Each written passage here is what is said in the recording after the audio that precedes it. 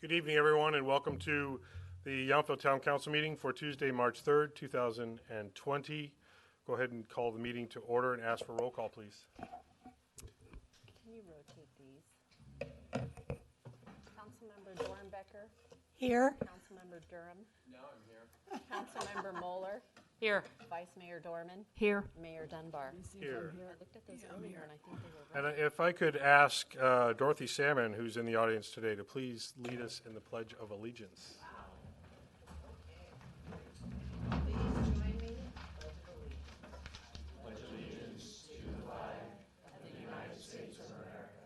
And to the republic for which it stands, one nation, under God, indivisible, with liberty and justice for all. That was me. Thank you. Samantha, could you double check that the microphone's on that? Thank you. I'm in. Thank you, Dorothy. Next, we have adoption of our agenda. I don't believe we have any changes. Is there a motion to adopt the agenda? So moved? Is there a second? Second. I guess we can try electronically, or all in favor? Aye. Aye. That passes unanimously. Let's move right on to our proclamation, which is a presentation in remembrance of the second anniversary of the Pathway Home incident. There are a few of us in the audience that are going to try to get through this. We're going to see how it goes. The Vice Mayor is ready to take over for me if necessary. But please, if you would, Dorothy, join me. And if you cry, I'm going to ask Sergeant Hallman to escort you out. All right, come on over. Just don't.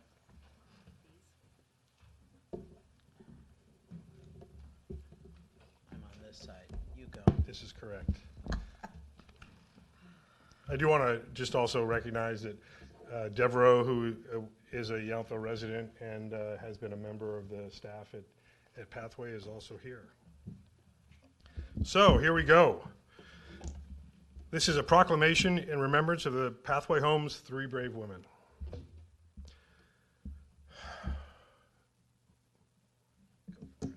Whereas for more than a decade, the Pathway Home nonprofit organization provided educational, professional, and clinical support in a residential setting to post 9/11 veterans who were pursuing academic or vocational opportunities while they transitioned back into civilian life following their military deployment.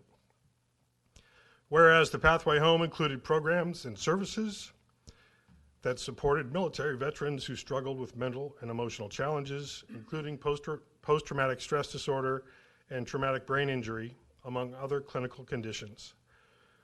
Whereas on the morning of March 9th, 2018, a gunman broke into the Pathway Home facility, took staff and members hostage, and later shot and killed Dr. Jennifer Gray Golick, Executive Director Christine Lober, and Dr. Jennifer Gonzalez Shushariba, before killing himself. Whereas these three brave women committed their professional careers to serving veterans who needed the specialized care and personal attention they provided. Each of the women had a profound impact in their industry, and each left a lasting impression on the Napa Valley community as well. Whereas a lasting and loving tribute to the expertise and service of Jen, Christine, and Jennifer is a new guidebook written by author and healthcare expert Suzanne Gordon of Rotary International and other service groups, for Rotary International and other service groups, which will help other organizations and communities develop programs, partnerships, and activities that support our nation's veterans. Now therefore be it resolved that I, John F. Dunbar, Mayor of the Town of Yountville, along with the entire Town Council, as we approach the second anniversary of their passing, hereby honor Dr. Jennifer Gray Golick, Executive Director Christine Lober, and Dr. Jennifer Gonzalez Shushariba, and the legacy of compassion, professionalism, and commitment to serving others that is memorialized by the way they lived their professional and personal lives. So I know you'll take over now and say a few words, because I can't say any more right now. So if you would please, Thank you. actually, Samantha, could we get a photo? Yeah. Rodney? I'll show you. Hold on just a sec, we'll include Okay, that. You come in the middle. here we go. All right.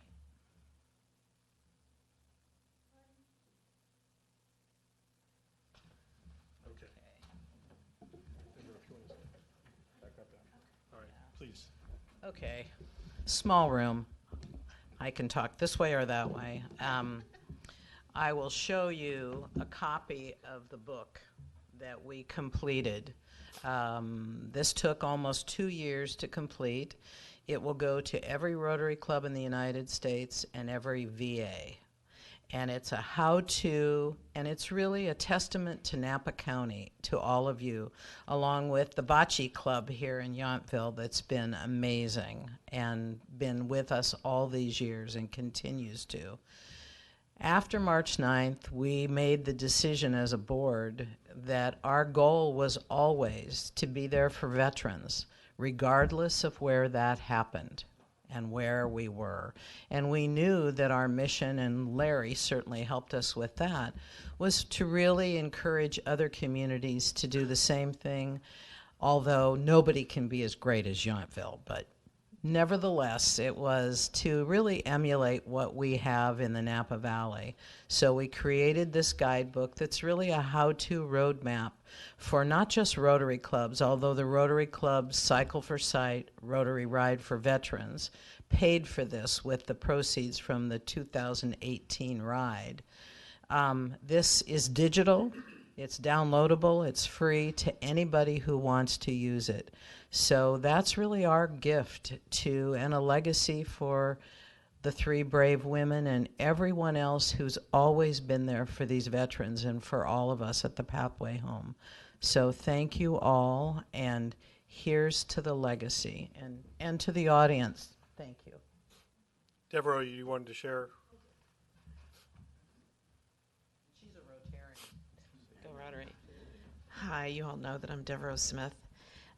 I said to a friend recently that 2 years later, I have been finally able to get out of my own way after the Pathway Home shooting and look around me. And I just want to say thank you to everybody here. You guys all stepped up and lifted everybody up after that really tough day. So that's it. Thank you. And Dorothy, on behalf of the whole board of directors, thank you. And please thank all of them, all of our staff that have served so many veterans and also helped each of us get through the last 2 years. So please share that. Okay, I hope there's public comment coming up on an item that's not on this agenda, so I don't have to talk right away. Anybody, just make something up if you want. Come up. And Larry, you want to talk about your radio program real quick? Sure, let's do it. You have at least 3 minutes to talk. Geez, I've never, my name's Larry Kamer. I live here in Yountville. I have a radio program on KVON called The Deep Dive. It airs every Thursday morning at 9 o'clock. And Devereaux Smith is my much better half. We will be talking about the Pathway Home this week, so I encourage you to tune in. If you go to kvon.com, you can listen to past episodes of the show. We've had very interesting conversations with the district attorney, with other candidates for office, with industry experts, farming experts, and we're going into show number 9. So we're kind of getting our feet under us. If I could also, I don't know if this is appropriate because we just did this proclamation. Is it in order to add something to what my wife said? Sure, okay. please. I could not agree more with Devereaux that everyone in this community, especially the people in this room, really stepped up in an extraordinary way after the shooting. But no one more than John Dunbar. John was, and I don't mean to single him out among all of you, but I would say just extraordinary in terms of leadership, in terms of compassion. You can see he still feels it. And I just am very lucky to know you, John, and I think we're very lucky to have you as our mayor. So thank you. Thank you. Well, I want to recognize also that I received a message from Liz Russell, who was also one of our Pathway Home staff members, and she wanted me specifically to thank all of our town staff. She and some other staff who fled the scene to get to safety came here, and our town staff immediately not only took them into shelter, but they they took action immediately to also secure the students at the elementary school, which was locked down. And I want to recognize all of the staff and the council, everyone. Steve was with me all day up at the Veterans Home at the Incident Command Center, and we were communicating back and forth with staff, trying to get, and we ultimately had many family members and members of the Pathway Home program here, and for an entire weekend, actually. So our town staff stepped up in a moment of crisis also. I want to recognize everyone that did that. So the thanks go far and wide, and they still are very much appreciated. So thank you to all that helped out. Anyone else have anything? I will pay you if you have another minute or so worth of public comment. Seeing none, we'll go ahead and move on to our consent calendar. We do have 2 items for consideration. Are there any questions about the consent calendar, or is there action on that calendar? I'll make a motion, we approve the consent calendar. I'll second. I think the second was Councilmember Dornbecker. All in favor? Aye. Aye, that passes unanimously. Thank you. Next up, we're going to go to our presentation from the Yountville Arts Commission, our year in review. Samantha, are we starting with you? Thank you. So I'm excited to invite our chair, Jim McDonald, for his first annual Arts Year in Review presentation. So you want to come on up to the dais, Jim? Thank you. Welcome, Jim. As chair of the Yountville Arts Commission, I want to thank the town council. That mic over to Can you hear or me? you can move the mic either way, whichever way you want.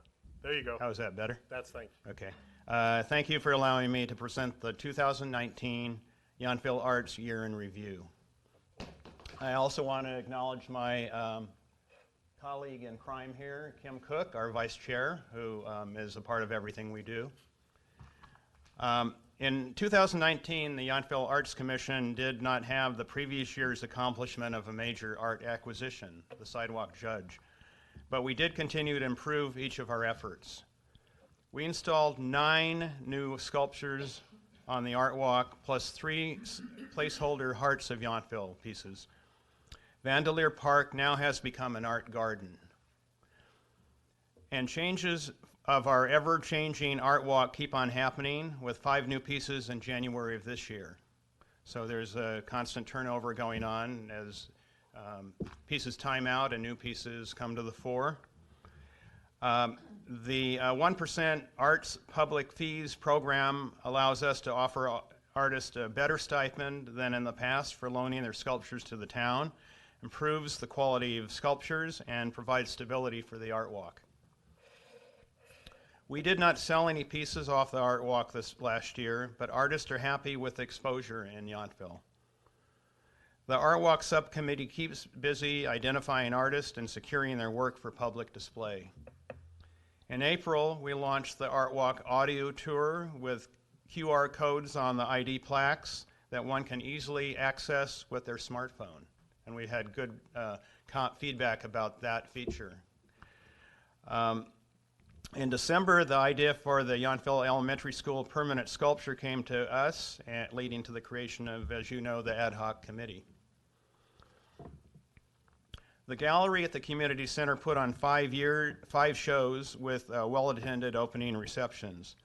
There was the photography of Michael Scher in the first quarter, paintings of Jim Stallings in the second, the art of Jean Cullinane in the third quarter, a very special 1-month show in November of the art of 91-year-old Yountvillean Gloria Cardone, followed by the popular annual children's art exhibit at the end of the year. Most shows lead to art sales. We had 9 sales in 2019, and we try to feature local artists in this venue. And I will say, I don't know if you've seen the current tapestry exhibit, but we've already sold 4 pieces in that show. So that's been a very popular show. The literary subcommittee scaled back Yountville Out Loud to once this past year. I had tried to increase it to 2, but maybe that was a little too much for our town. So we do it now in May in the Community Center Plaza. And there's a lot of fun and enjoyment of community involvement in this event. One of the speakers, in fact, was also Napa County Poet Laureate Jeremy Benson. Additionally, under literary, we held 2 book events this past year. In April, we presented author Farah Pandith, former U.S. Special Representative for Muslim Communities, who was on tour with her book, How We Win, about combating the extremist threat. Then in July, we had Napa Register features editor Sasha Paulson with her novel, Dancing on the Spider's Web. There was good attendance at both of these events, which were held in the community hall. And there were very good book sales at these events, too. People were involved and wanted to own and get inscribed the book of these speakers. And we have more book events lined up. In fact, we have 2 book events that will take place in the next 2 months. Finally, the 7th annual Art Sip and Stroll grew again to 53 artists in a more compact setting around the community center and front of Vintage Estates. There were 5 musicians playing music among the artists. Each year, we improve this event to make it more successful for the artists, businesses in town, locals, and visitors. High-quality artists continue to join us. Early results from our community survey shows Art Sip and Stroll our highest polling and most recognized arts event in town. So in conclusion, I want to say that the 7 members of the Yountville Arts Commission work to try new ideas, keep repeating what works, and will be worthy of your support and an asset to the town. Please follow us on social media. We're on Facebook and Instagram. And so thank you. And if you have any questions, I'd be glad to entertain them. Thank you. Councilmember Dornbecker. I'd just like to know which 2 events you have coming up in the next 2 months, Jim. Can you say who the authors are? Yeah, Katie Butler on the Friday the 13th of March at 6 o'clock in the community hall. The book is called The Art of Dying, and it has to do with the issues that we all, some of us more than others in this room, may eventually face. It's had good reviews. We're going to maybe pull in some other groups like the Making Choices group from Calabria. So I think that's an important event for our town. And then in actually the Tuesday before Yountville Out Loud, which is Thursday, May 7th, May 5th, we have a book called San Francisco Ground Zero. It's a nonfiction book by a professor who resides in the East, and it's a nonfiction book about San Francisco, and it talks about the things that happened that year, the Moscone milk assassinations, the Jonestown Temple disaster, and the book talks about the fact that everything was going on there, and there was a third-place baseball team. So that's in the subhead. So it should be an interesting evening to reflect on our large town to the south, San Francisco. Thank you. Any other Anything else? questions of that? No, but I thank know we also have, I know it's technically not the Arts Commission, but more art coming March 19th through the 22nd with Yountville Live. So there'll be another art experience here in Yountville coming up. It seems like all these events kind of build on each other, and sometimes it's hard to, some people think Samantha's Music in the Park, which is very popular out of Parks and Rec, is a Yountville Arts Commission or Yountville Arts event. It's really not. We're kind of a co-sponsor, but I think these events, like the one you just mentioned, kind of intertwine, and they're part of the fabric of our town, which is why I'm excited to be doing the things that I do on the Arts Commission. Agreed. Thank you. Thank you for your report. Appreciate it. And thank you for all the work the commission does.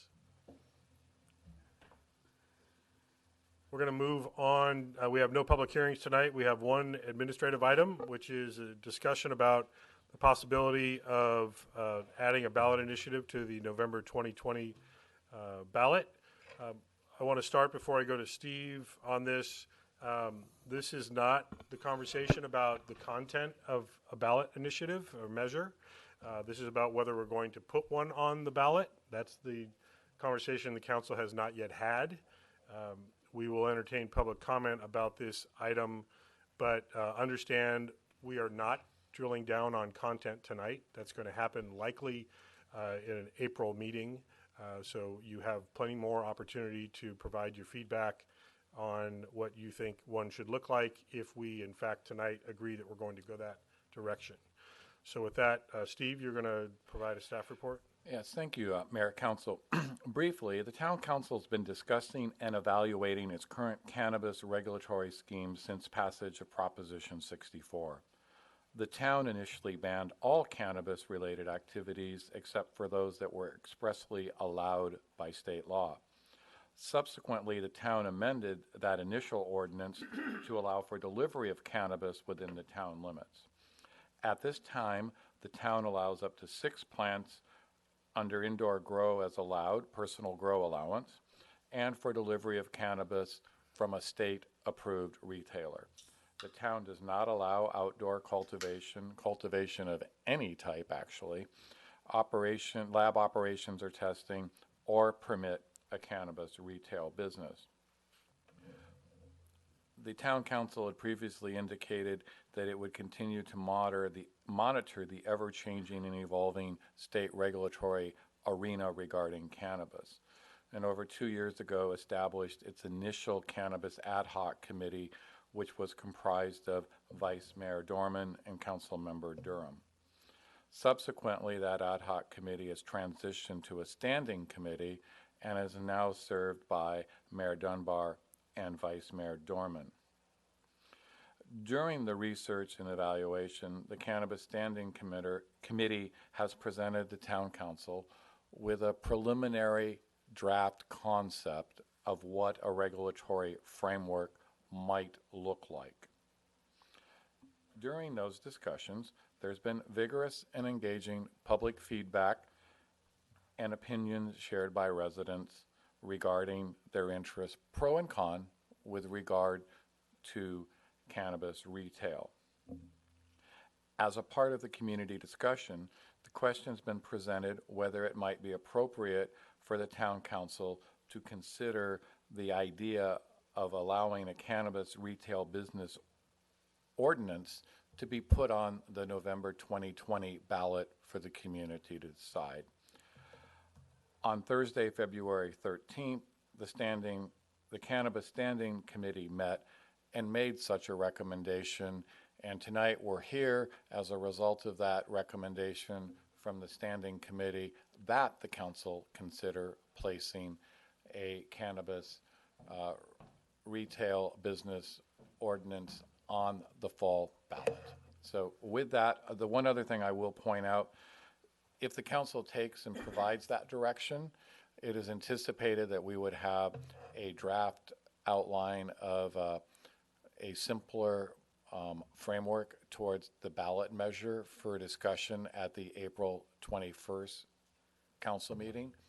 And that's an important date because that allows time yet for the council and the community to have some conversations on that and still meet the deadline to have the placement of the item firmly approved by June to meet the ballot publication deadlines. Thank you. Any questions from the council about that report? Councilmember Durham?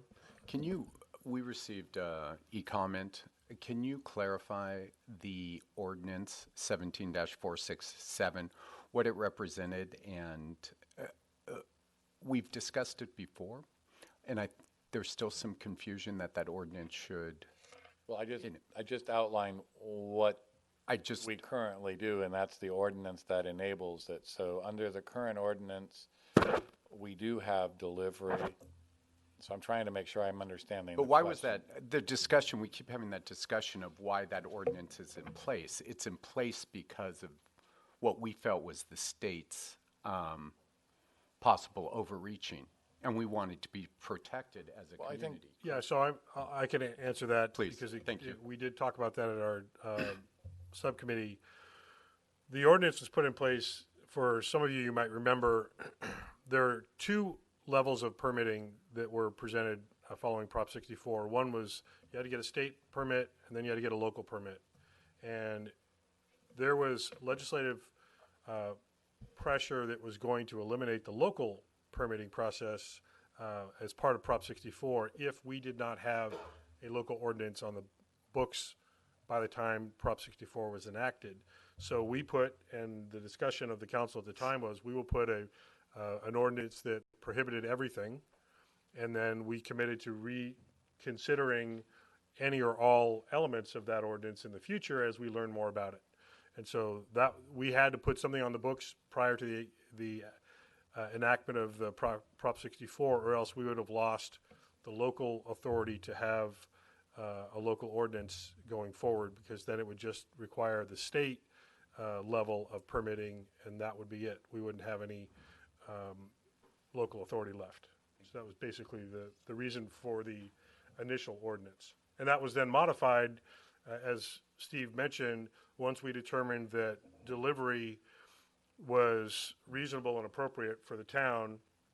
It was also in response to a lot of the legislative activity that's been going on still to, in some legislators' minds, more appropriately compel local jurisdictions to comply with Prop 64 and have cannabis retail available in communities. So we felt at the time that providing delivery would allow us to at least achieve that level of availability, again, leaving the rest of the ordinance language up for our consideration. Thank you. Any other questions of the staff report? Councilmember Dornbecker? I would just like to clarify that I believe, though, that the state required that we allow people to have their own personal grow. And the 6 so plants. we chose to say no outdoor, only indoor. Right. The state mandated 6, and it was up to the local jurisdictions whether they could all be indoor, all be outdoor, a combination thereof, but we don't have the authority to prohibit Right. those 6 plants. Any other questions? Steve, was that everything? The timing again, let's figure out if we're going forward with a ballot measure, and if so, then or initiative, then we'll discuss what that timeline might look like. So if there are no other questions of the council, I'll invite members of the public if you have any questions or comments on this item. Yes, Warren. Just a quick question, that the way this is worded, it seems like the council's not considering an up and down vote. Warren, It's like I said considering- earlier, Well, we're no, not, let me we're finish. not addressing the content, which would be an up or down vote or a But it vote. says ordinance. Right. We're talking about putting a ballot initiative on the ballot. We don't have a So commitment it to the could content. be either way. It could be. Okay. I That's just what we'll wanted be to talking about in sure. April. Yes. I'm going to say about the same thing, but I'll try to say it. It's a Could you question. identify yourself just I'm for the Bruce record, Nosker. Bruce? Thank you. It's a question in my mind, I guess, that if the town votes, and hopefully it does, to put this on the ballot, it seems now versus April 21st or 26th, be also the time now that the council provides to staff their expectations of what that ballot looks like, as to whether the council is looking for this to be a simple up-down, or we've also heard have the whole ordinance on there, okay? And I have concerns about that I won't get into, but it seems to me that should be provided to Steve and the staff now, not waiting for 6 weeks for them to come up with a draft that then we say, well, that didn't meet our expectations, that we should all be part of what that framework of that draft looks like now and be part of the discussion today. We are continuing to research ordinance language. Our attorney, Gary Bell, has been working on it, but there's nothing complete to consider tonight. That's one of the reasons that we're not discussing the content of a potential initiative. The other reason is the standing subcommittee is still researching other cities' ordinances and also other cities' ballot measures that include ordinance language, and we're going to make presentation after we meet again between now and that April meeting, assuming it's April, to make recommendations about what might make sense for our initiative if we go forward. In some cases, they have ordinance language, and in some cases, they don't.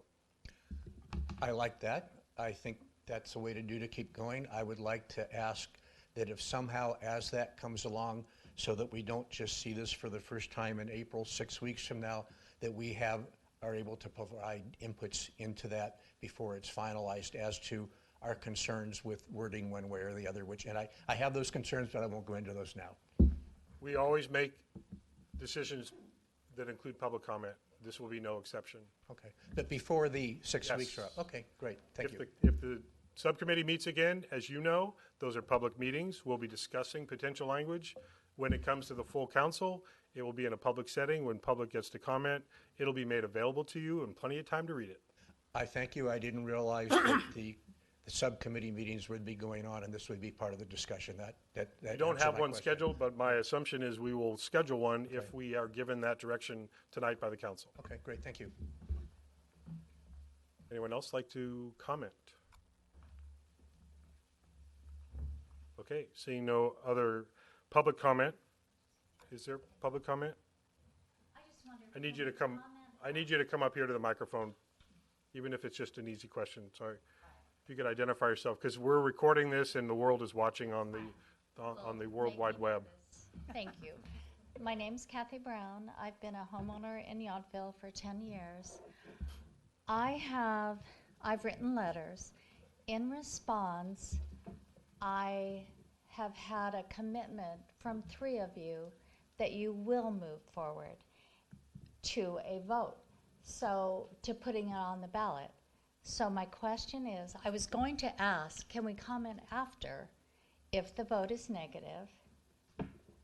No, we have the public comment now, and then there'll be direction given by the council one way Right, or the and I other. realize you can change your mind, but I have it on my phone right now of emails of 3 supporting to move forward with the November ballot. So that's my comment. Okay, thank you. Okay. And we're not able to talk about it outside of these public meetings, so none of us know which 3 people you might be talking about, so that's okay. And I didn't want to Yeah. throw you under the... That's appreciated for you not to disclose that. You could have, but we'll find out in a minute, I have a feeling. Any other public comment? Okay, seeing no other public comment, any further discussion by the council? I know the Vice Mayor and I have made this recommendation that we do put an initiative on the ballot. Vice Mayor, did you want to share any other thoughts? I'm ready to make a motion when it's time. Okay, any further question or discussion, Councilmember Durham? Yeah, my only concern is, based on the public comments as well, is that as this moves forward, it seems to me that the Standing Committee and the Council has worked well, and the Ad Hoc Committee, moving forward, has worked well up to this point, and it seems to me that to ensure continued understanding and transparency, and which has already been happening, moving forward, that it would be best if all of this further discussion come directly from the council as opposed to just from the Standing Committee. That's my one thought moving forward. And we should discuss that, and maybe Gary could give us a little feedback on that. I think in the interest of efficiency, we have been taking it on as the Standing Committee to come forward with recommendations for consideration. If the council's direction is, yes, we want to do an initiative, and that we want all further discussions to happen with the entire council, that's certainly our prerogative. That just may complicate the schedule, but that's okay, if that's necessary. We have built in, if we're moving forward on the timeline that is in the staff report, extra time, but that only allows us a couple meetings, another meeting in March, a couple meetings in April, and a couple in May, potentially. But that's enough time, if that is the direction that the council chooses. Did you have any other comments, Steve or Gary, on anything we need to consider before? I believe the Vice Mayor was ready to make a motion. Yeah, we've had public comment, Bruce. He just brought up a new issue. Okay, and it's up for the council's consideration. It's not a public hearing. I'll go ahead and if you have another public comment, Bruce, please come up to the microphone. It's just that. Just wait till you get to the microphone, Bruce. You know how this works. I applaud your answer to my question about our involvement would be through the standing committees, and now I'm hearing a motion that we don't have standing committees. It's not a motion, it's Well, a suggestion for the a council. suggestion, which, okay, you see my point. So what we're going to do is decide if we're going to move forward with an initiative. Okay. And if we do that, then we will discuss how we are going to do that. Okay. We have been using the standing committee in the past. I'll hear from Steve and Gary if they have any feedback. That does complicate the timing of the schedule. We've been efficient in getting things done in between council meetings. Yes, But yes. if the whole council wants to be in on the rest of the conversation, that's totally appropriate. So, And I Thank you. I want to clarify then. yeah, Let me clarify then. I'm not asking for the standing committee to step back so that things can happen in the back room of town hall here. I'm asking that it all happen with all 5 of us here, as opposed to just 2 for the standing committee. That's my reason for asking that So a moving standing forward. committee, but still public participation. it'd be the Town entire- council meeting, exactly as we're doing here. be So the- just discussing it from here. It would be more like what we do when we have workshops that are in this room during a public meeting with all 5 of us present, as opposed to having 2 of us present and then make a presentation to the 5 of us. Okay, thank you. Yeah. Gary? Yeah, I would just add to that, the public's involvement at an ad hoc committee is exactly the same as it would be before the council as a whole. The only difference is 2 versus 5 of you. But there's agendized meetings, it's public, all the materials are there, there's always public comment. So that involvement's the same. And one thing I'd add from earlier, a ballot measure always includes an ordinance because it enacts a law. And so there will be ordinance language. What that looks like is up to the council because you all are placing it on the ballot. But there will be an ordinance that's included. And for those of you who've ever flipped through the entire voter information guide, it starts with a ballot title and summary. There's a ballot question that has your yes or no, an impartial analysis, arguments in favor and rebuttals, and arguments against and rebuttals. And then at the very end is the ordinance language. Sometimes it's very long, sometimes it's very short. That's up to this body placing that on the ballot. But it's always included because if it is approved, it has the same force and effect as any other ordinance that's adopted by the council. It becomes a law. Okay, thank you for that clarification. Any further questions or comments before, so I believe Vice Mayor, you had a motion. Yes, thank you. I move that we place an initiative on the November 2020 election ballot regarding a cannabis retail business in Yountville. Could we continue to discuss what Councilmember Durham kind of brought up about having the discussion with 5 of us versus the standing committee? I thought you were suggesting Well, if that there's a maybe. second to the motion, we're going to act on the motion. We could have further conversation about the enactment of that motion. If there's not a second right now, we could certainly continue. to I'm more entertain. than happy to second the motion. Okay, so now we can have discussion on that motion if you want to continue the conversation about how it rolls out.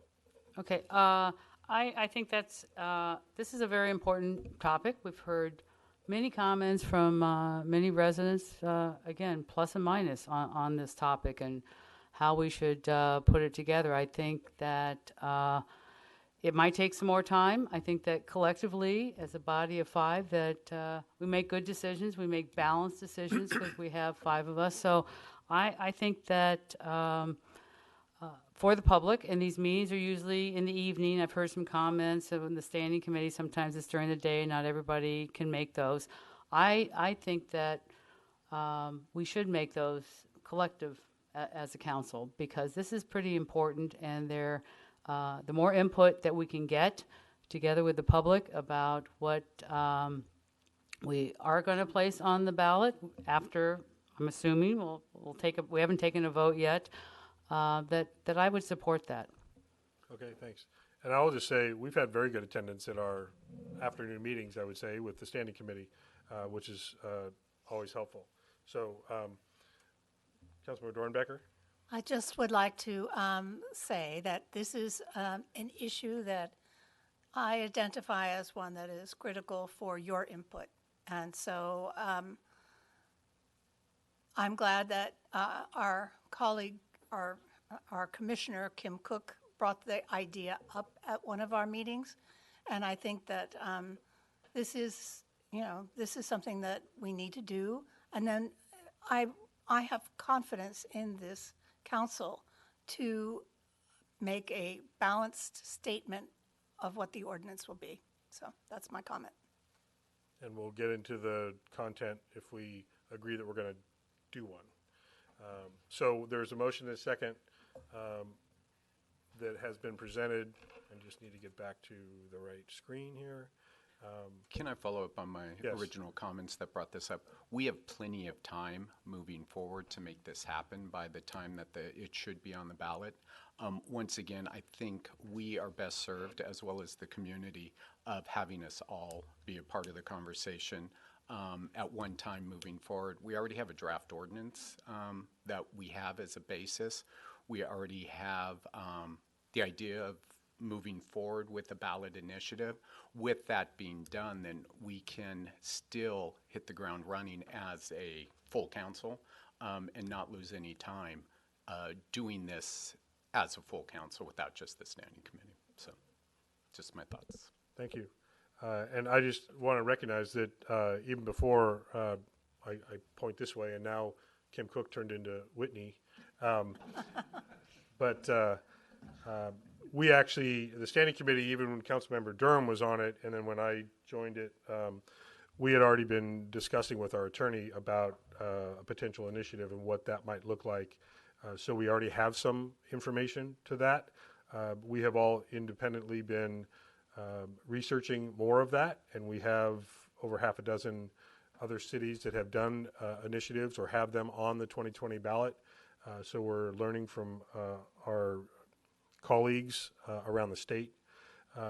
Gary, I don't know if it's premature, and maybe we have this at a later meeting, but can you explain, there's quite a bit of legislation that's being discussed in Sacramento that may happen before November of 2020.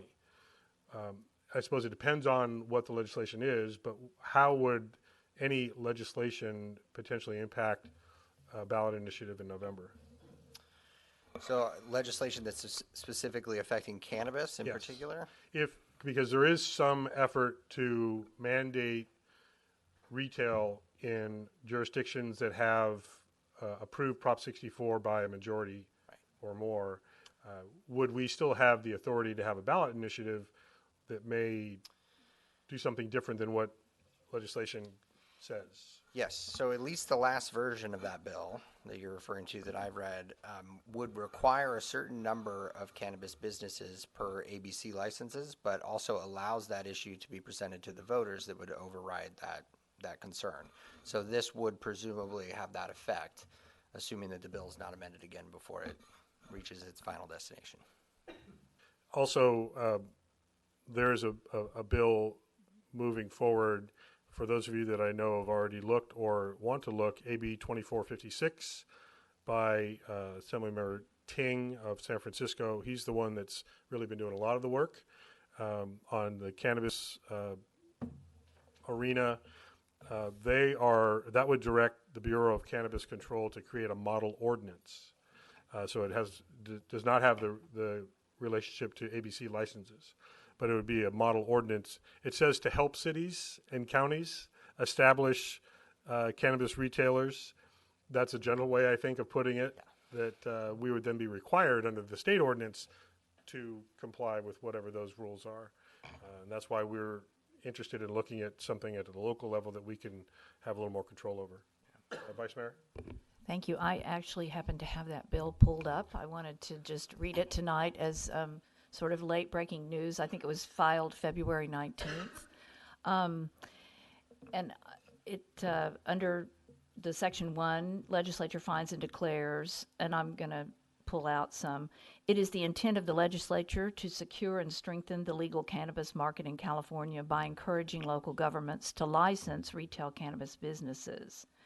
Currently, there are fewer than 90 cities in California that license retail cannabis businesses. 44 of the 58 counties have regulated cannabis retail, but 17 counties have 3 or fewer shops. As a result, fewer than 650 licenses have been issued to sell regulated cannabis in brick-and-mortar retail business. The widespread ban on legal cannabis lost my place. The widespread ban on legal cannabis exists despite a recent University of California, Berkeley Institute of Government Studies poll conducted that showed 63% of California voters support permitting cannabis stores where they live. The poll showed that every county has majority support for local retailers, with the lowest support in 2 counties at 54%. Until local jurisdictions begin issuing more retail licenses, the illicit market will continue to thrive in California, putting California consumers at risk.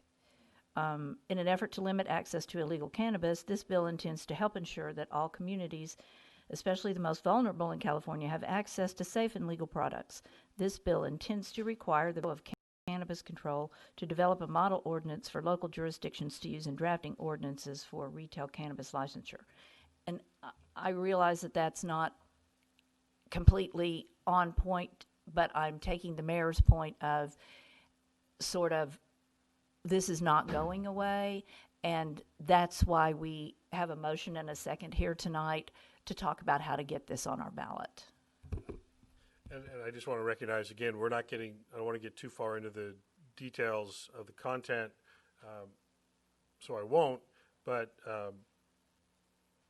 that language of that particular bill that's not law yet speaks, I think, specifically to a traditional dispensary where you're buying product. What we have been talking about, as many of you have been in the room when we've been talking about it, we have not identified the type of business that we would even entertain. There are varying types of retail operations that would require a cannabis permit and fall under an ordinance. They're not all dispensaries. So, did you have a comment, Councilmember Dornbecker? Questions for Gary. Gary, if the standing committee meets and is open to the public, are the other members of the council permitted to attend a standing meeting? Yes. Okay, good. Thank you. If that was not enough. The answer is yes. Good. But not participate. You participate as part of, not up on the dais because it's a meeting of the standing committee, but you can participate as part of the agendized item.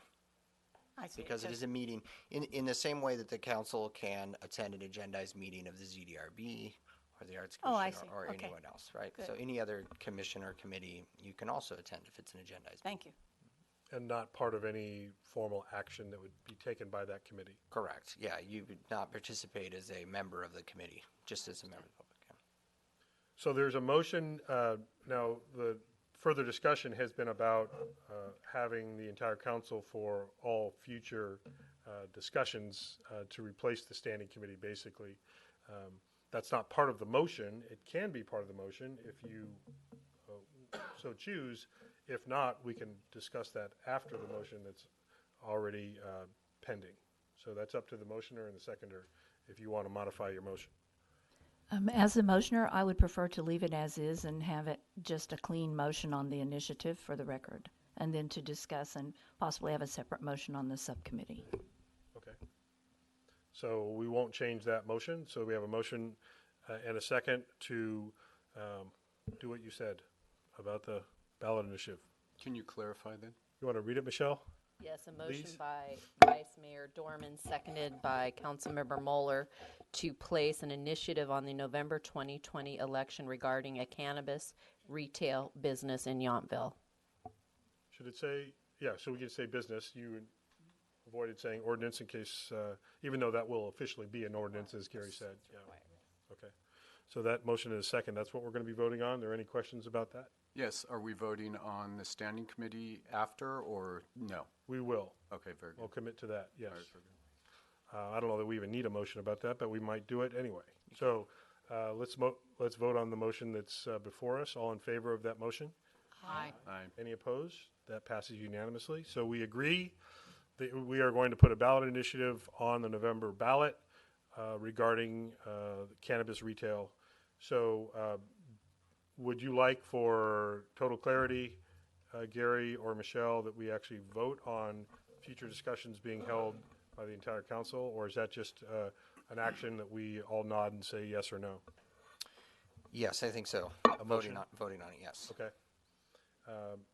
Steve, did you have? Well, I'm just going comment? to clarify, you established the standing committee and appointed the people by motion, so if you're going to discontinue, it should, it should have a minute order action. I don't know that we're, so Michelle. I'm sorry, Mayor, thank you. I think the protocols does state that the council does dissolve the committees that it creates, so we do that annually, dissolving them when they're finished, so I think a motion would be in order to stop the standing committee if the council takes that action. Okay, so what I'm not clear on is if the intent is to actually dissolve the standing committee, or, because there may be work, we're gonna put this on the ballot, if there's action to be taken after November, do we just constitute a new standing committee, or do we reactivate the existing standing committee? Gary, do you have an opinion? Yeah, so if the standing committee will be used or anticipated to be used for some purpose in the future, then I think it makes sense to keep it in existence and then just have this item come back to the council as a whole if that's what the council wants. If that answers the question. I think we can do it either way. If there's a desire to dissolve the committee, we take that formal action now, and if we need it in the future, we do it again. Councilmember Dornbecker. My feeling is that the standing committee should remain in place, and it gives the opportunity for the other members of the council to attend and listen to what is transpiring, and then when we meet as a council, discuss it. I prefer that way to go. Okay, thank you. Council, other comments about whether we do any additional meetings with the standing committee or have the entire council present? Councilmember, you, Durham. Thank you. I want to reiterate that I made the point of bringing this up earlier because we have gotten to this point now where this is becoming a very community-based issue, and as such, the ad hoc committee and now the standing committee has served its purpose of getting us to this point with the draft ordinance, with the idea of placing it on the ballot, and everything that we do moving forward should be as a full council making these decisions. If it's going to be this important and this involved, all of the discussions that we have, if the initiative were to pass as well, should be as a full council. So that's my point. And just to clarify, no decisions are made outside of the full Correct. council. Correct. The All the recommendations, discussions. and there's some background work done, and so. All the discussions. I understand Councilmember Dornbecker's point, and given the weight that this has become, I think it should be the whole council with the whole public comment. Yes, that's part of the standing committee as well, but I think as a group, it's as a group of 5 with all staff here, it's that important. Yeah, and I think there's value, to your point, there's value in when we get feedback in our standing committee from the public. Many of the public that attend our meetings also come here and comment, but not all. And so if we want everyone to need to be here for this type of setting, then we all hear the exact same thing from the public in this kind of a public setting. So, Oh, that makes sense. okay. Well, I'll make a motion Go ahead. that we dissolve the. Actually, I'm sorry, before we do that, Okay. since we're taking formal action potentially here, any additional public comment? Sounds like we might be headed to the direction of the entire council going forward, but anyway, yeah. Chuck Foster. I became a little confused. Will there be fewer meetings if this goes straight to the council proper? Or will it be the same number of meetings? You know, you were saying earlier about the time crunch and the scheduling. Yeah. With the standing committees, you can have more meetings more frequently, is my understanding. So will this motion that you're considering now reduce the number of meetings? Potentially. It would mean that the standing committee of the vice mayor and I would not have separate meetings that we then report back to the entire council. I can't say that it's going to be fewer meetings or more meetings, because what we might need to do is have special meetings of the entire council that would replace those standing committee meetings. Don't know if it'll be the same frequency or not. You might amend this motion to make that clear, whichever way you decide to go. I think because the public is going to react that now they're being sidelined. Okay. Thanks. Thank you. All of the meetings, whether they be the entire council or the subcommittee, are public meetings, so there's no sidelining of any public involvement regardless. It's purely based on, I understand, understood. It's really based on the availability of the council, staff, and the public to attend this type of meeting where everybody has to be there. And we can do that. We've done it with budget workshops. We've done it with other topics. So if that's the direction of the council, then that's the direction we'll go. A question also I didn't understand. Does that mean that this discussion will only take place during a council meeting, or will there be separate meetings with the whole council just addressing this issue? We don't know yet. Okay. I guess my concern is I love the standing committee. I thought they were open. I thought there was great two-way communication. If that setup and that philosophy maintains, I don't care if there's 2 people in the room or 5, but as long as we are all able to work on this as openly as I felt we were very successful doing in the standing committees. Thank you. And what I'll double check with Gary, but what I think would be possible, even with the entire council, is like, again, we deal with our budgets, we deal with some other issues in a, I don't want to say more relaxed, but in a workshop setting where there is still public engagement. There would be some structure to it, though, because everyone needs to speak for the same amount of time, potentially, so there's still some structure, but it could be that we could meet in the afternoon instead of the evening, or a combination of those times so that more of the public is available. We just don't know the frequency because it's going to depend a little bit on what direction staff has from our meetings, from one meeting to the next. We're now giving them direction to prepare an initiative, and we need to give them time. We believe it will be by April 21st. We don't know after that how quickly we can have staff do whatever we ask them to do on the 21st. It might be not until the next scheduled regular meeting, but it might be before that. Mayor, Council, that's correct. You've used a study session workshop format periodically, and really what I'm hearing, so that the audience fully understands, is all 5 council members are saying we all want to be present as a part of whatever that community discussion is. So that format, you know, the council workshop or study session is appropriate. And what that has typically turned into, especially with budgets, is additional meetings, not the same number of meetings. It's additional meetings that we'll spend a half a day or a couple hours in addition to our regular scheduled council meetings. Sometimes we've done them at the beginning, start at 4 o'clock, and then we get our regular business done at 6, something like that. Could be a combination of both. And I think just so everybody sort of understands, as the attorney mentioned, the language will be crafting an ordinance. So it will either potentially allow or not allow. So depending on one's point of view, you'll either support or oppose the ordinance. So I'm just going to say it will be that simple at the end. Yeah. Billy. Billy Hewitt, 9 Landy Way. I'm in support of maintaining the committee that you have. I felt the last meeting you had was very open. The dialogue was very two-way. I thought people were relaxed. And I'm sure you've all heard, you know, this is formidable for a lot of people to come up and speak to the whole arena, the whole venue. So I think by keeping just the two members of the committee and then reporting in, I think you were more relaxed at the last meeting I went to. I compliment you on hearing the people, hearing the comments pro and con. So thank you. Thank you.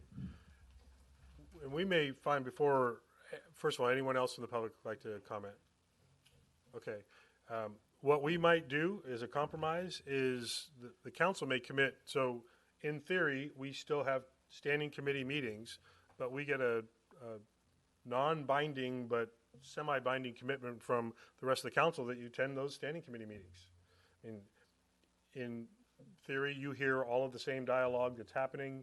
It's in an, as Billy says, maybe a little bit more relaxed setting, but I agree with Councilmember Durham that this is clearly an issue that the entire council needs to be participating in even more completely than already. So, I mean, I kind of feel like I could go either way with that. Either we formally sit here or we informally have the committee with other members of the council present, able to have interaction, because we're not taking any action on our own anyway. It's really going to be direction back to ourselves. So, Councilmember Dornbecker? I'm fine with that, recognizing that the 3 members who are not part of the standing committee will not be able to participate, really. We can hear, we can listen, and I'm happy to do that. So just as long as, if that's the way that isn't that correct, Gary? You can interact, you just can't make any kind of formal recommendations like the committee members could.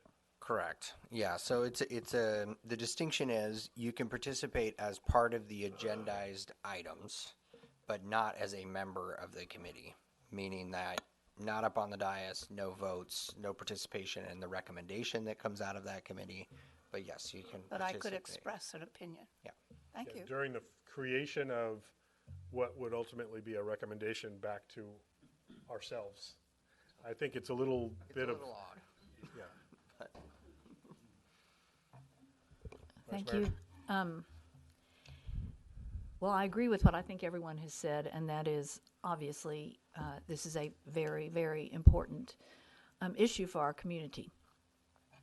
And not to blow my own horn, but I'm going to do the same amount of work whether I'm on a standing committee or I'm working from the full council. So whatever I say doesn't come from that.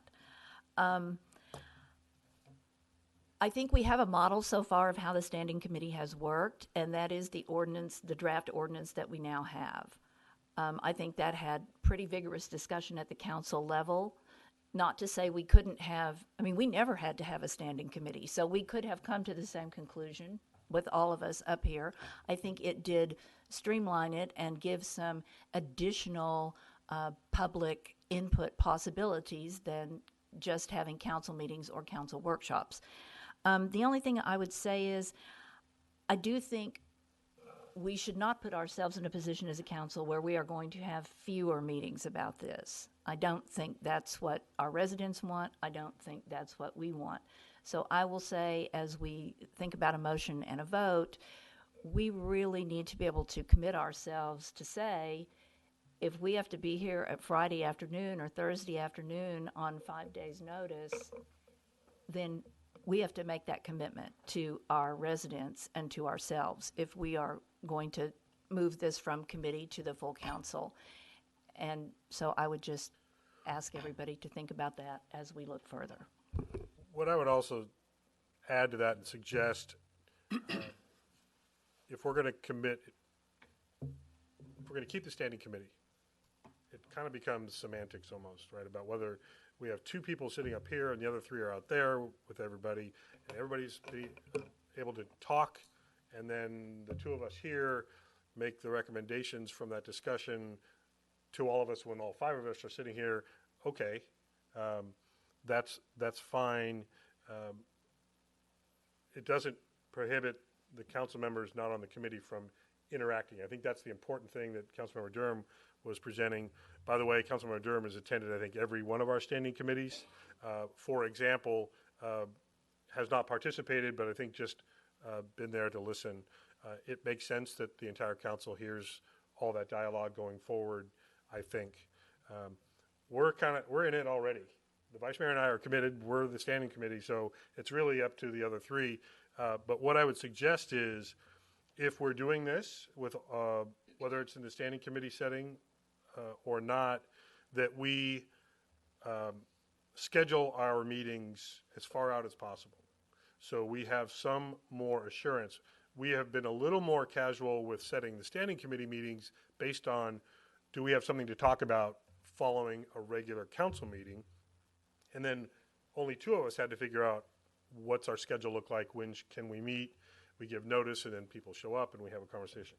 I think if there's a way for us to know after, let's assume it's April 21st, maybe it's not, but Gary's working, he doesn't even see his children anymore because he's working on this. Let's say it's April 21st. I think at that meeting, we might be able to say, okay, we are going to set these dates for the standing committee meetings where all the council will be there with the two of us sitting up here, and staff will be present, and the public can comment, and all of us hear whatever is shared there. And those will be in between our regular council meetings, so that if we don't meet again until the first Tuesday of May, we might meet between April 21st and that meeting in May in that other standing committee environment, even though all five of us are here, for example. But we would try to set those standing committee meetings far enough ahead that everybody knows when they're going to happen, then all of us could get those scheduled so that everyone can be present. I throw that out there as a possibility.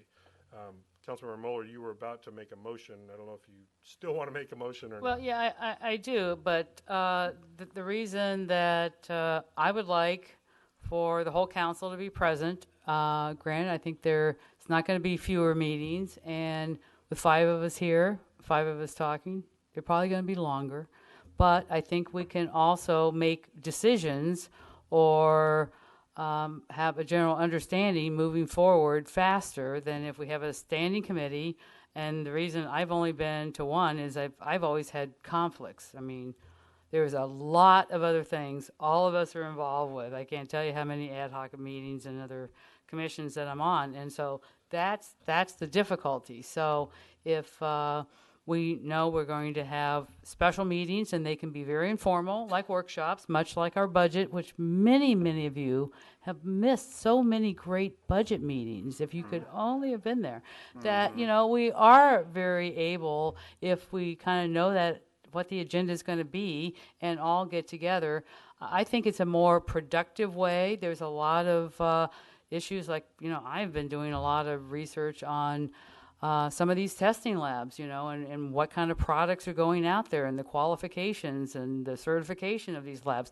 I would like to have a big discussion on that and where that might fit into a possible ordinance or model ordinance or something. So I think there's a lot of different pieces that we each bring. So I would like all five of us to kind of be there and be able to participate. And if we can make a decision at one of those meetings, then we don't have to wait till another regularly scheduled council meeting to bring it back. So to me, even though they might be longer, because we're up here because we're not shy about talking, I think it'd just be more productive about making decisions and moving things forward. So I'm going to make a motion that we disband the Standing Cannabis Committee and have all discussions about this topic in public, whether it's at council special meetings, a council workshop, or a standing council meeting. So that's my motion.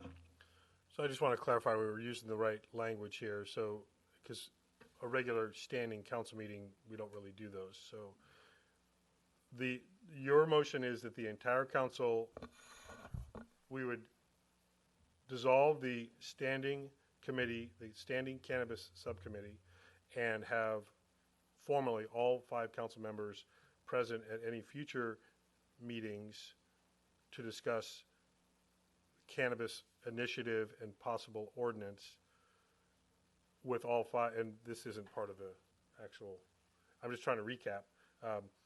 We would all have voting power, not just two to recommend to the council. All five would have voting power to take action to move things forward. And we are committing to having these meetings more frequently than our regular Tuesday, first and third Tuesday meetings. There would be additional meetings as necessary that all five of us would be present. Just because of the temporal relationship of this and getting it on the ballot, this in no way, if there are at least 3 votes, precludes us from forming it again in the future for the reason that we do them for a specific purpose.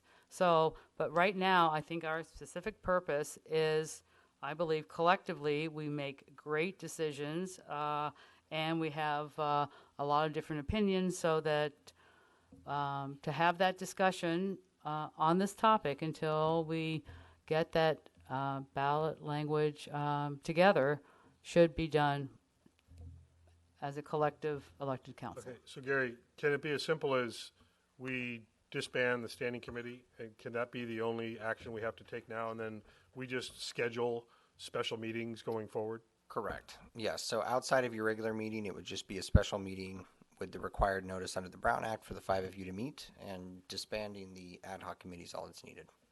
Steve, did you, anything more?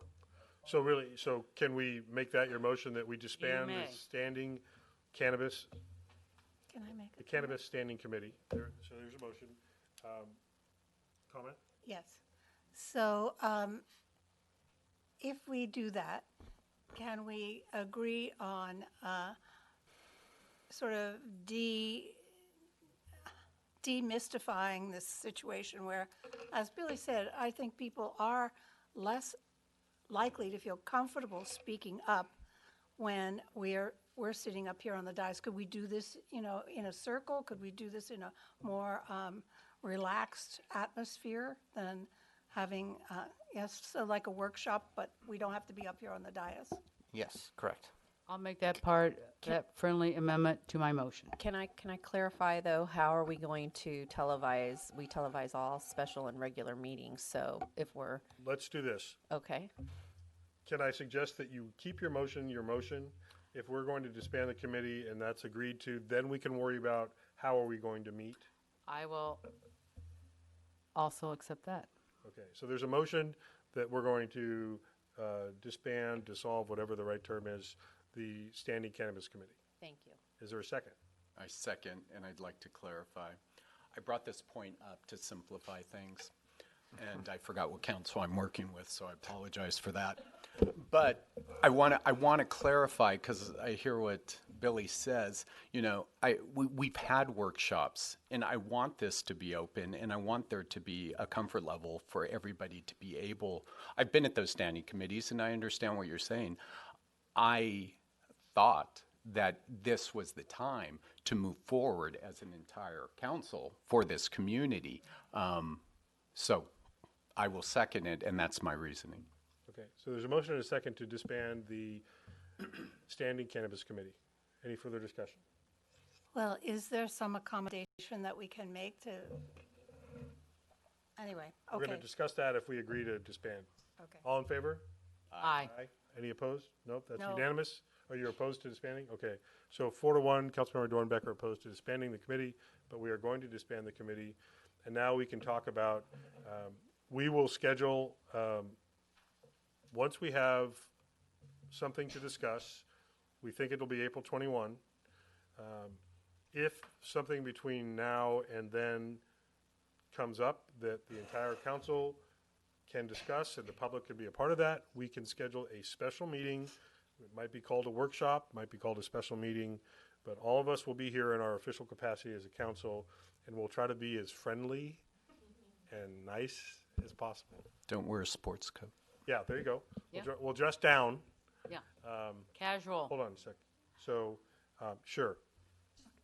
The question is, are you planning on changing the ordinance, the preliminary ordinance as it's written right now?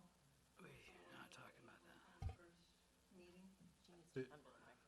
So, sorry, I need you to repeat your Come up. question. What's her No, name? up at the microphone, sorry, Can't- because we record all this I stuff. can't. What's her name? And if you could just clarify, when you talk, are you talking about the existing ordinance? What's The her name? existing So just- prelim, if you could just repeat your, okay. Annette Keller. Thank you. Are you going to revise the existing preliminary ordinance that was drafted?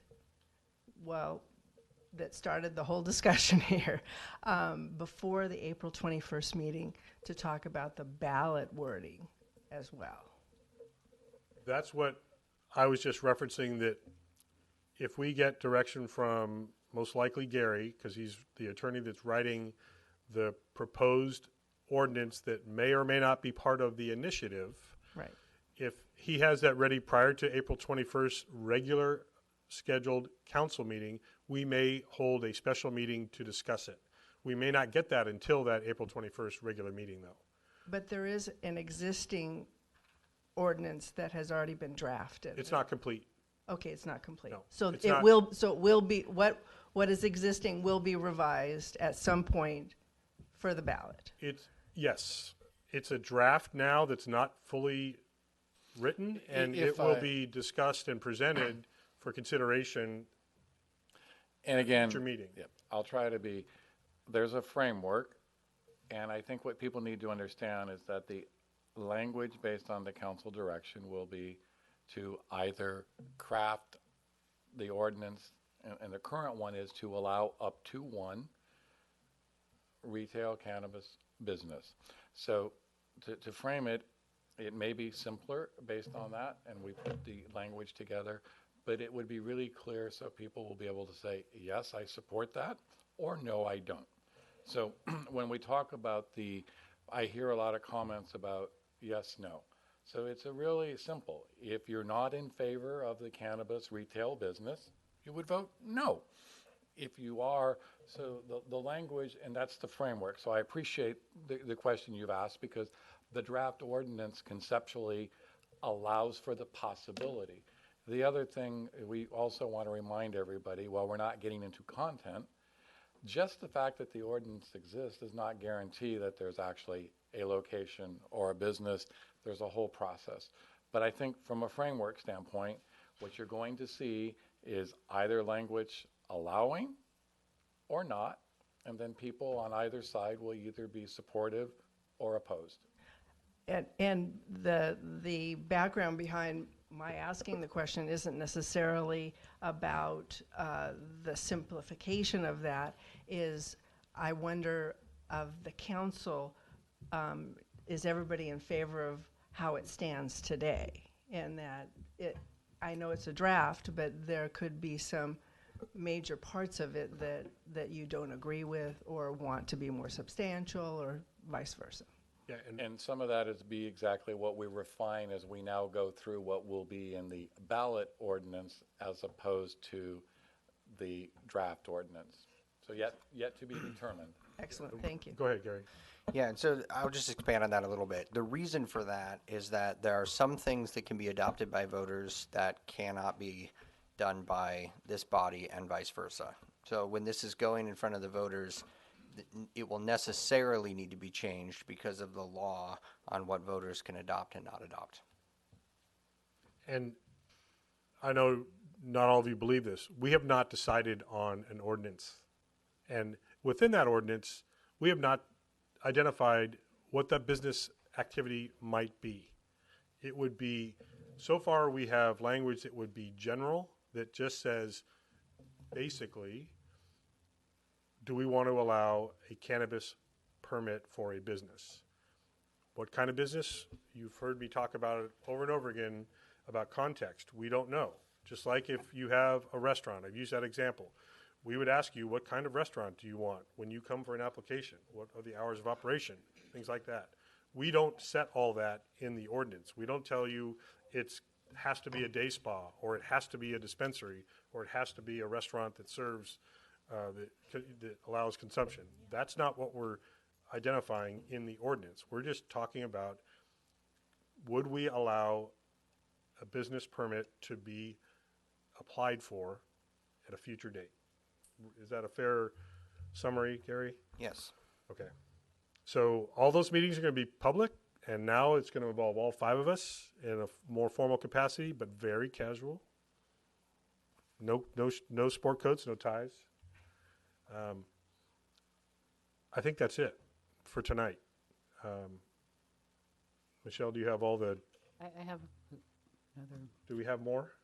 Just one comment I would like to make, because we've all received lots of emails, especially fairly recently, by many people encouraging us to keep it simple. So, and I think you've heard a lot of discussion from our attorney and how we haven't, and from our mayor about how we haven't decided what that language is yet, but when it does go on the ballot, everyone's voted. You've seen different initiatives before, and our attorney nicely explained, so I won't screw it up, mess it up, sorry, excuse me, the impartial analysis. But I will recommend later, once we get something that's final, that perhaps we prepare, and this is probably jargon too, what we call talking points.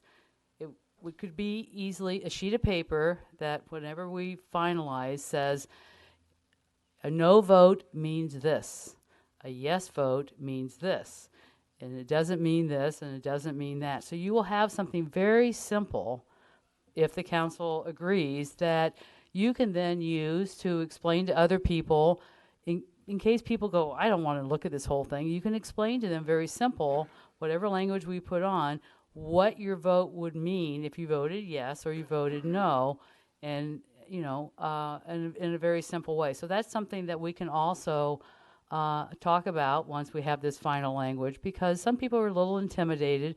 They want something simple, maybe that's very succinct.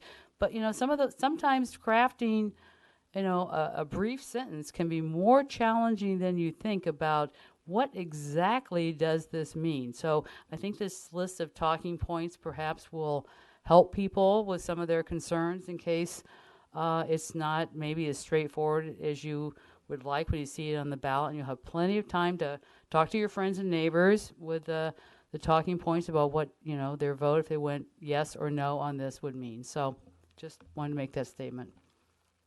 Thank you. Michelle, do you have all the guidance you need from us on the two actions? Yes, thank Okay. Good recording. Okay, excellent. Good. So that's it for the cannabis discussion for tonight. Thank you all for your participation, and look forward to seeing you all at every budget workshop now too. They're very casual. They're very Very casual. casual.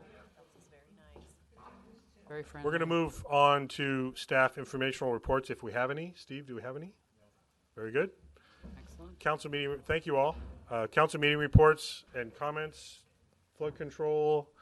I don't have a report. Do you have a report? I don't think we had a meeting, did we?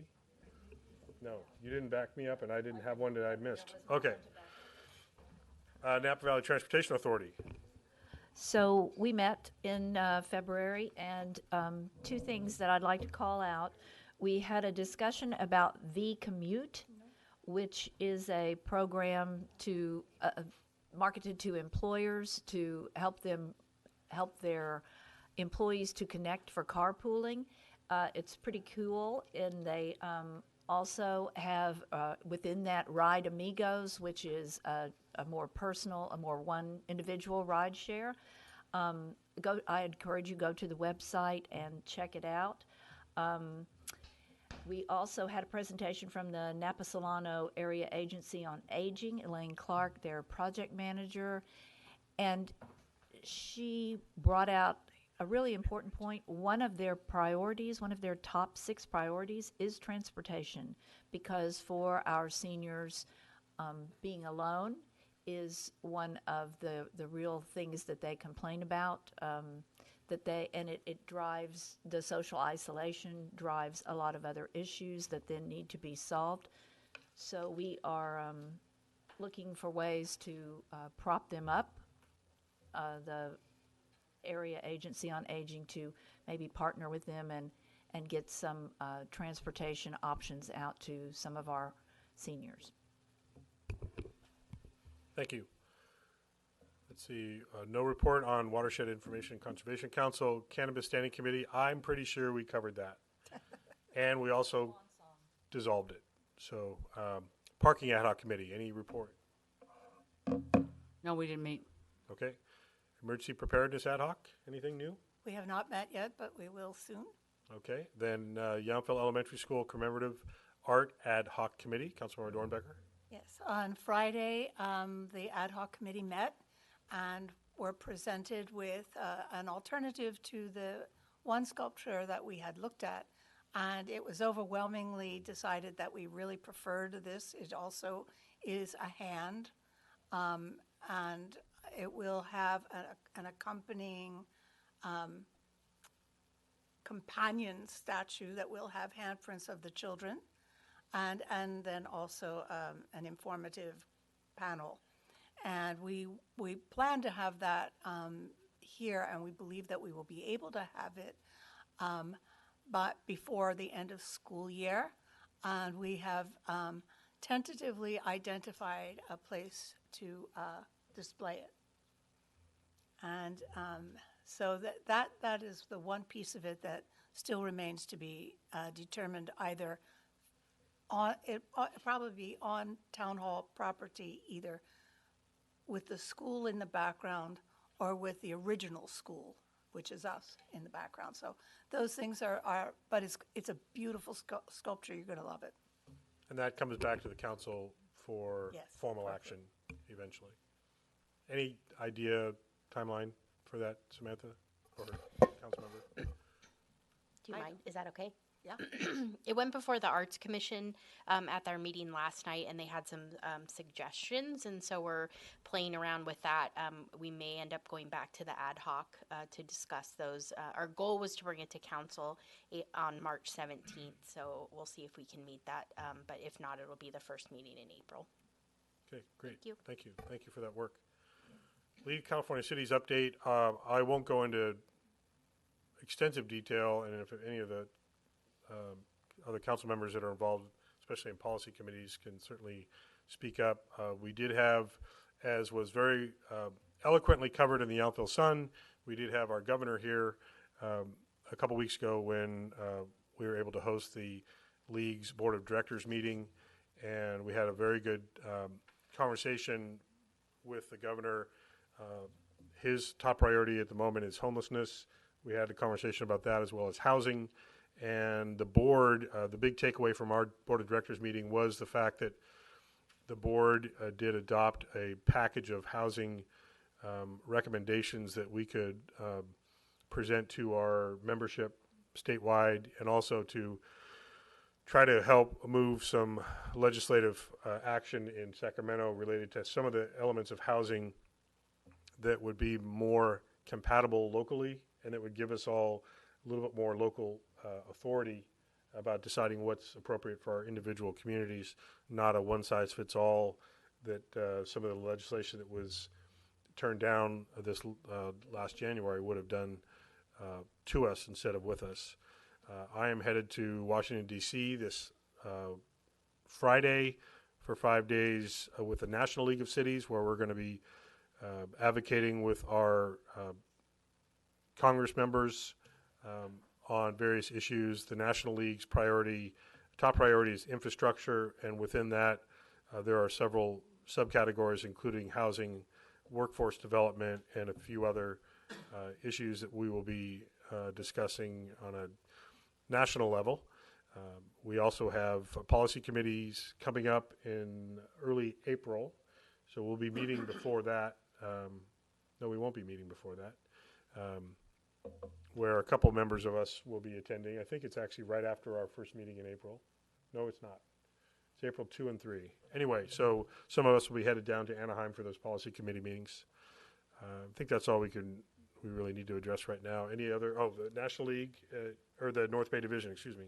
The North Bay Division does have our first meeting, general meeting of the year, and also executive committee meeting prior to that, where we will plan the rest of the year, but this will be in Sassoon City, and we will be having a presentation by one of the board members of PERS about the PERS for the committee and for Northern California for our North Bay Division. So that will be in Sassoon City, and I'm looking forward to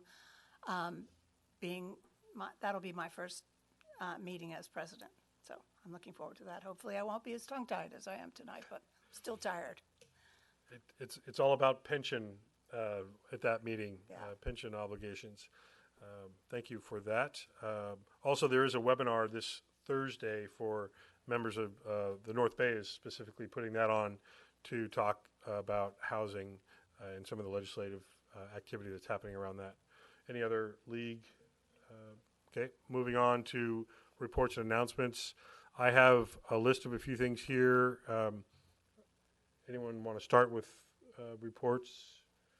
Just there's a moment, I'll mention Shred It Day again. I know it takes a little time to get all your materials together. It is Friday, April the 17th. I'm not looking at my calendar. At the West America Bank from 2 to 4 p.m. So bring anything with a cord and bring anything you want shredded. We'll take care of that for you. Thank you. I'll just quickly I'll try to do it quickly. The countywide climate action committee met. I was joined by town manager and our planning director. Actually, no, that was Sabrina. That's my next one. The climate action committee, we discussed streamlining electric vehicle charging station requirements and mapping. There is already a countywide map of charging stations that was done by Sustainable Napa County, but updating that map. We talked about the Deep Green program that we have already discussed joining in our upcoming budget. At that point, all the jurisdictions in Napa County will be part of the Deep Green program. We also discussed gas-powered landscape equipment and the direction that we have been discussing, and if it makes sense for other jurisdictions in Napa County to follow that direction as well. And also prohibition of the use of polystyrene foam in takeout food packaging on a countywide basis. There were also statewide standards for local climate action plans and CEQA exemptions as a topic. A regional structure similar to what Sonoma County has done with their Regional Climate Protection Authority. Future committee support needs so that we can start enacting policies or making recommendations at least. And we set our basically a monthly meeting calendar for 2020. Also the sub-RHNA, so that's the Regional Housing Needs Assessment Committee, that includes the county, American Canyon, the city of Napa, and the town of Yountville. We met to discuss, and that's where the town manager, the vice mayor, and our planning director were also present, started the conversation about what our new housing obligations are likely to look like going forward into the next RHNA cycle that starts in 2021 for us. So that's going to be an ongoing committee. Also, Vice Mayor Dorman, Town Manager Rogers, and I were joined by Supervisor Diane Dillon and Molly Radigan of the county. And we met up at the Veterans Home and met with CalVet officials from Sacramento, as well as local officials regarding their newly released master plan for all of the Veterans Homes and how that might roll out for the Yountville Veterans Home. That will be also an ongoing conversation. And then finally, I joined the Home Administrator, Lisa Peak, when we both gave presentations to the residents in honor of Black History Month. I spoke about the history of the Voting Rights Act of 1965 and the history of voting rights for Black American voters. And she spoke to similar themes before all of the members at the lunch a couple weeks ago. That's all I have. Anything else tonight? Vice Mayor? Thank you. I would just add one more housing meeting. We had 3 meetings in 5 days.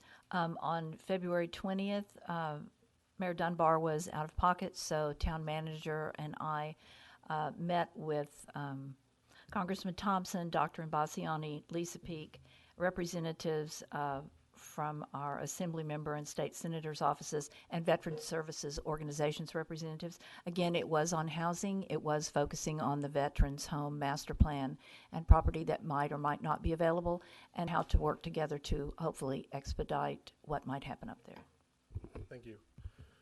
I believe that takes care of our open session business. We do have a closed session item. Do we anticipate any reportable action? We do not. Okay. It will depend, but we do not. Okay. So in case we do have any reportable action, we will report on that action when we come out of closed session. Indeed.